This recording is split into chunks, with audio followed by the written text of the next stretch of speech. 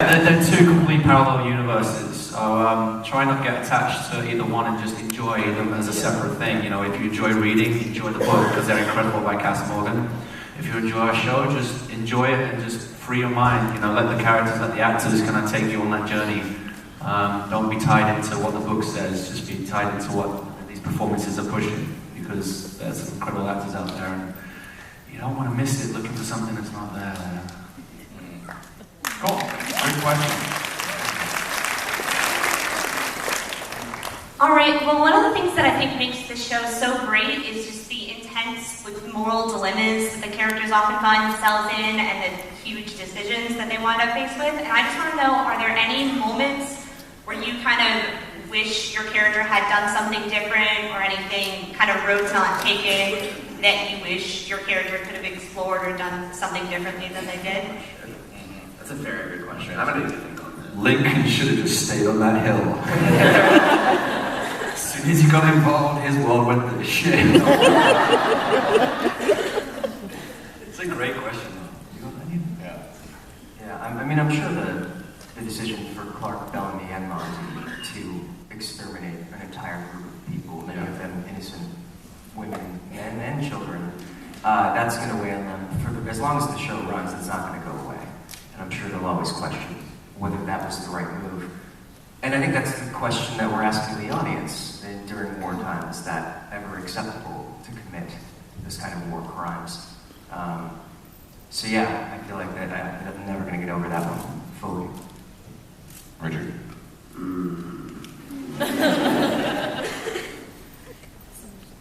Nah, stand by everything you did.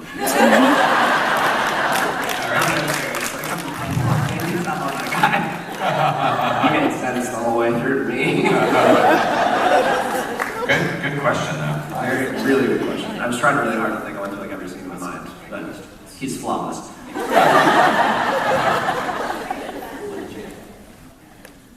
Hi. First of all, I wanted to let you know, guys, that you have fan base in France is getting bigger and bigger every day, because this is where I'm from. And my question is, if you were in the universe of the 100 as yourself, how long do you think you will survive? I would have died season 1. We had this the other day at our first panel yesterday. I agree. I would have. I definitely wouldn't be alive for season 3. No, I mean, because I don't like fruit. I don't like. I have no candy unless I found like I don't know, Walmart. It's gonna be a Twinkie factory. It's gotta be like, if I could survive on a Twinkie factory, yeah, Ricky would have found like some store where like candy just like rots away. And I was like, yeah, this is good. I can do this. I can do this. You know, candy never rots, so really, that's I'd your be choice. I'd Yeah, be good. I'd just be buzzing off of sugar. But yeah, I'd struggle. How about you, Chris? Yeah, I can't. Well, yeah, we got this yesterday. I mean, it's like the list where it was like, I can't cook, I can't build a fire. What are the other? What else do we need to? I mean, do we need to know? if I saw a gorilla or panther, I'd shit my pants and run. What else we got? Grounders. I mean, flip that. You're good with the sword, right? I'm good with a sword. Yeah. I mean, I can handle that. I mean, I've hit myself a few times. So if the sword was real, that means I'm basically going to cut myself, die out on my own without anyone around me. To be fair, they probably need some good Irish dancers. You can confuse porn the gorilla. It's like, oh!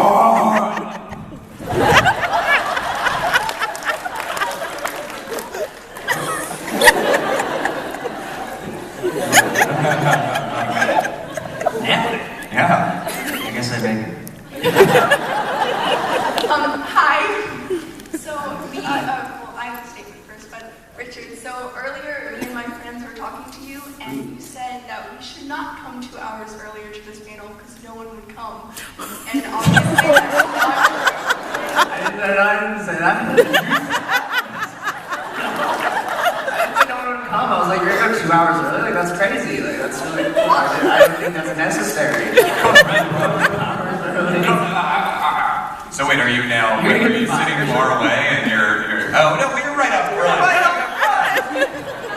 Because you came to well, there you go. never listened to Richard. I thought it was because you were worried you weren't going to get in. I didn't know it was because you thought you just wanted good seats. Because I just thought I said that. clearly, now you would get in somewhere. Okay, so I have an actual question now. What is like your funniest memory on set, or like your greatest memory? Oh my goodness, they don't stop. Good time. If I'm Keep on coming. No, because like this is very rare that you find a cast that gets on so well. I mean, you see us all over social media and Twitter and stuff. Like we're always hanging out like, off screen, or we'll grab dinner and we'll mess around. We have a lot of fun on set, you know, and it's not. There's no divide. You know, even like Ian Henry Cusick, you know, Paige Turco, Isaiah, they've got jokes and stuff, and we just mess around constantly. In fact, Ian's for me is the worst on the set. He's an absolute child. He's like literally, you're doing lines, you know, you're doing lines in your scene and stuff, and the camera's on you, but the back, and the camera's behind him. He's just like looking at you, or like a whisper in your ear, like you're gonna do it like that. Okay, your choice. That's on TV. I wouldn't. The joke is so like for me. I mean, we're constantly having jokes. I mean, I've just introduced Marie to Dub Smash, and she is a genius on that. She'll never ever in a million years admit it, tweet it, Instagram it. She will never do that. But she sends me these messages which are hilarious. She's a funny girl. You don't get to see it. It's a shame. Chris doesn't know What's Dub Smash? You like it's like a lip syncing type. You know some Dub Smash? I'll show you what Dub Smash. I don't know if anyone follows them. Take a little dub smash moment. I'm a big fan of Kevin Hart, and so I like doing those ones.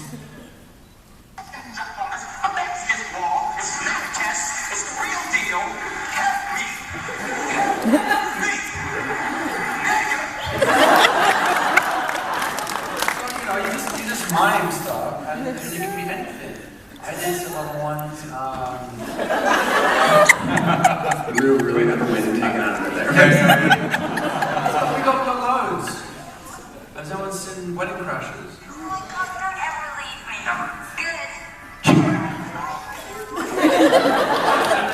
I just do them and I send them to people because I'm sad.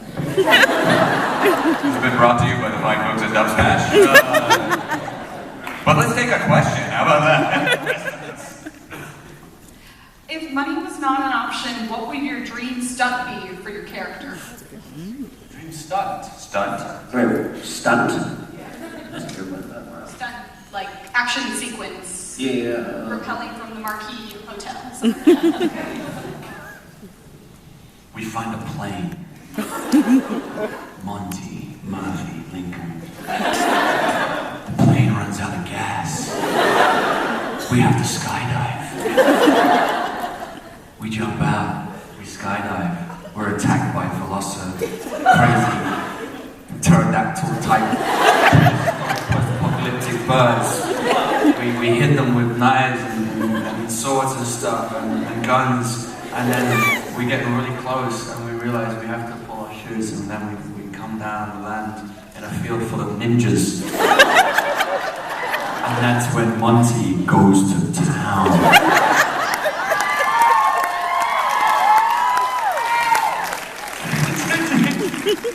What's yours?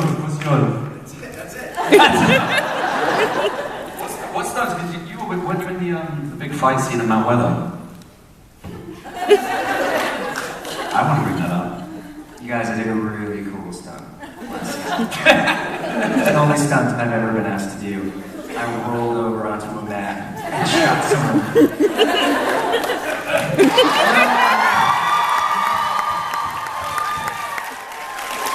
That really was your dream stunt, right there. I know you guys who know stunt double.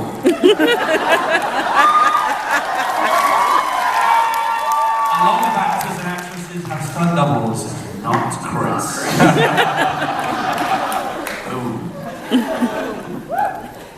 I'm a medicine to taste. I just want more fights. I'd like Murphy to go back to just have like a knockdown, drag out fight. I want to see him push his Just keep going, because that kid won't quit. Yeah. He's relentless. I want to see it. So it wouldn't cost much money. It's just, it should just cost them writing it. Yeah, just need them to write. That's right. It costs. They just never get happen. I'm a warrior who doesn't fight. I feel like at this point I could probably beat you in a fight. Probably good. Probably. Probably. You close. I've just been looking at your beautiful hair. It's gorgeous.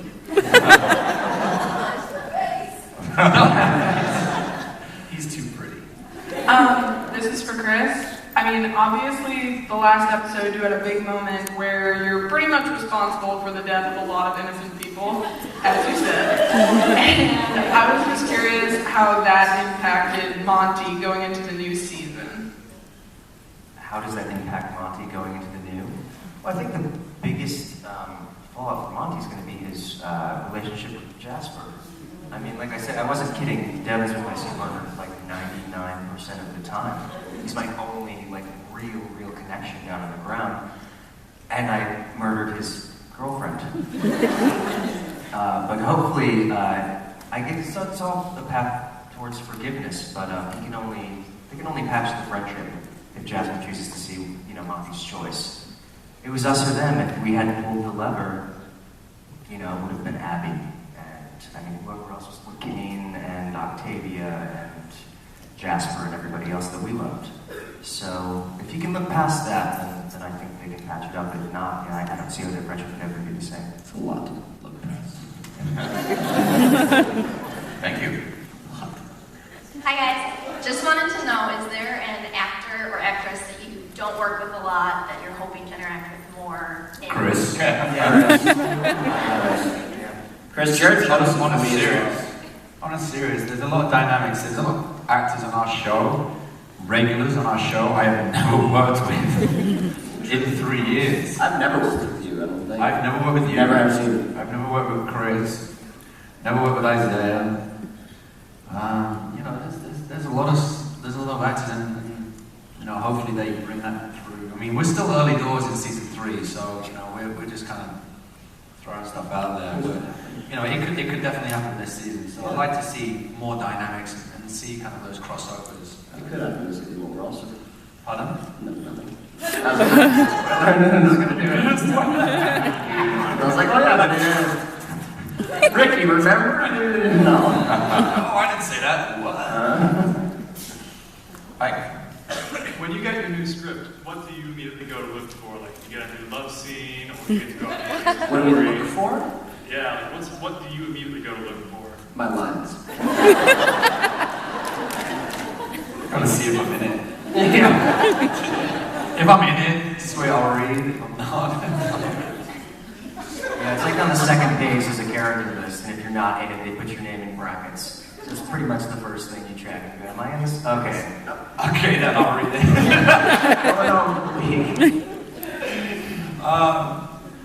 Yeah, I mean that's legit. You look to see if you're in it. And, I mean, it's really selfish, but that's what you do. You go for your lines. Why would I go and look at their lines? I'll read their lines afterwards to go, oh, that's cool. I'd like to do that. Well, sometimes we get it so late too that you look for your lines because you're filming them tomorrow. Yes, that is very true. Yeah, it's a good point. All right. Mike? Yesterday, Christopher told me that how he got put into prison on the spaceship thingy. I was wondering how Richard got put into prison. How I got put in prison? Yeah. That's never been determined, but I did make a joke on the pilot that it was public urination. And then, sure enough, in the 3rd episode of the series, I put on someone. So I think Jason may have overheard that joke. And then maybe thought of that. It's canon now. Not put in there. Probably something really misunderstood and depressing. All right. Thank you. Hi, this is for Richard. A friend of mine wanted me to ask what you want to see from Murphy in upcoming seasons. I'd really like to see him care about something other than himself.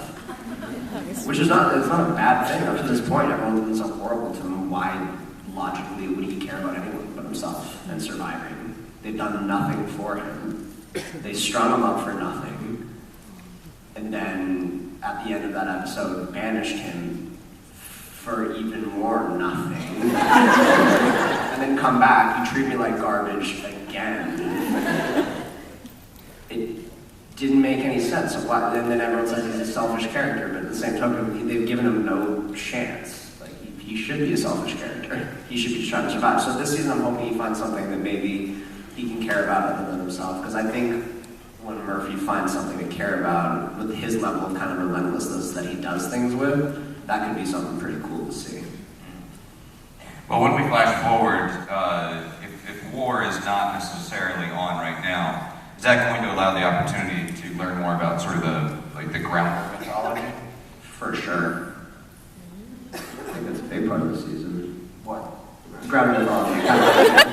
Their history, their reasons, what they do, what their processes are. Okay. This is where I panic because I don't read the script. No, Lincoln's obviously assimilated to the arc. He seems to be a part of that now. I'm trying to build that bridge, and in building that bridge, being a bridge character along with Octavia, we have to, delve into the two cultures, and that's where Richard was talking about the politics before. We're going to see not only the art of politics, but we're going to see a lot of politics from the grounders, and you're going to realize that this world's going to be blown right open, and it's not just a couple of people hanging out of trees. There's a whole civilization that we keep touching upon, and we're just going to keep delving deeper and deeper into those worlds, and you're going to really see all the clans and the makeup of the grounders, and then they're a whole civilization. It's not just one set of people. They've got their own pros and cons, and they're fighting each other, they're helping each other. It's gonna be a huge part of this season, or at least the early part of the season from what I've read so far. So. All right. Which is not much. We have literally 2 minutes left, so please make it super, super brief. Okay, hi. Ricky, I have a question for you. You made your choice to go with Octavia, so does that mean you're becoming like one of the Sky people, or would you identify yourself still as a grounder? I don't think Lincoln ever saw himself as anything. He's a very moral character. He's got that moral compass, and so he just always fights for the greater good. I think he's one of the true characters that he's never really done a bad thing. That's true. He's even sacrificed himself for others on so many occasions, but especially for Octavia. But he just wants peace. He's going to keep his grounder roots. You never forget where you're from. He's been a grounder his whole life. But even when we found him, he was always alone. He was never with his people. I think his only friend was really Naiko. Indra's always trying to kill him. I don't know if she's angry aunt or pissed off big sister, but he's always been alone. So I think he just wants peace, and if that means it's kind of taking up some of the Arca ways and the Sky people and seeing what they're up to and trying to keep the peace there, then that's what he has to do. But I believe that if him and Octavia could just go somewhere and be together alone, I think that he'd be happy with that. But again, he fights for the greater good, over himself and his own happiness. He wants peace among the nation of Grounders and the Sky people. So he's staying at the moment and he's trying to fight for the good. Cool. And just final question. Thank you for sharing your dancing and singing talents with us today. Does any of the rest of the cast have some hidden talents you can rap them out for? Go through them. Bob Morley is an incredible climber, like Mission Impossible Tom Cruise climber. And an above-average Mario Kart player. And an average FIFA player. No, he's good. I am a better Mario Kart player. Sometimes. I've beaten him every time we played, Just saying. 5 times. It's a very good sample size. Let it go, Richard. Let it go. We're talking about the cast. We're talking about the cast here. Maria Andropoulos, We ride Harley Davidsons together. She's a rider. She plays the drums. She's very talented. Obviously, we're just in Chris's dancing, but what you don't know. Do you want to talk about your single? Let's push out. On September 29th, I'm releasing my first solo album. I figured out it's okay. The band's called Carry Hatchet. Carry as the verb, hatchet as the thing that Bellamy had on his belt. Season 1. The album's called The News Today. If we're Twitter friends, I'll be posting links and everything, and we'd love for you all to check it out. Ricky eats a lot of meat and sweets, and he's... Is that all you got? It's not a bad life you live. Yeah, we've got a crazy talented cast, and they're all multi-talented, various things. We've got a lot of singers, a lot of musicians. Yeah. Devin is an incredible writer. Yeah. I'd like him to write some episodes because he's very talented. He's just got a brain on that guy. He's just got an imagination. Yeah. Every facet. Cool. Yeah. But don't forget his album. Yes. September 29th, right? September 29th. All right. And on that note, The 100 returns, Season 3, March 2016. DragonCon, go, go, go!